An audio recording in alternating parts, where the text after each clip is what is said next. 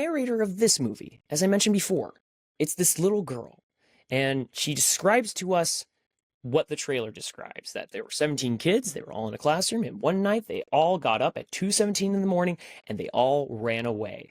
And it sent the school into a frenzy, right? This is what she tells us. She comes back later in the movie at the very end to kind of just quickly catch us up on what happens after the events of the movie. My biggest flag for this is our narrator lies to the audience. I don't mind an unreliable narrator. That's not what this is.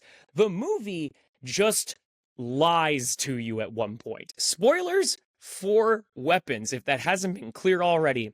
So, at the very beginning of the movie, our narrator describes what happens to these children and drops us right into Julia Garner's character, Justine, right into the action. But the last thing she says before our narrator leaves us is these kids were never seen again. This narration, super creepy, and it puts you in the mood, right? It creates this framework for you for the rest of the movie. So for the rest of the movie, I am thinking to myself, where is this going? Why did no one see the children ever again? At one point, we, the audience, see the children again.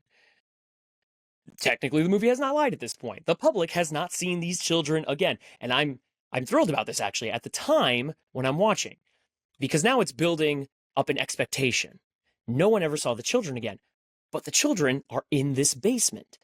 What's going to happen to the children? My skin is actually crawling thinking about this. Because there was an expectation set for me by the narrator that doom and dread is coming, that whatever the ending of this movie was going to be, it was going to be a tragedy because the narrator told me it was. Quick summary of what happens here toward the end of Weapons. The children went missing because a witch put a spell on 17 children and drew them into her house. At that point, she started presumably taking some of their life energy so that she could stay alive. It's not exactly clear what exactly she's doing. She just makes some offhand references that she needs children in order to stay alive. And given that she's a witch, given that we're all familiar with what witches do, you put it all together. Anyway, someone takes advantage of the witch's powers and makes the kids attack her, which admittedly is a hilarious scene. It is very satisfying to watch these 17 children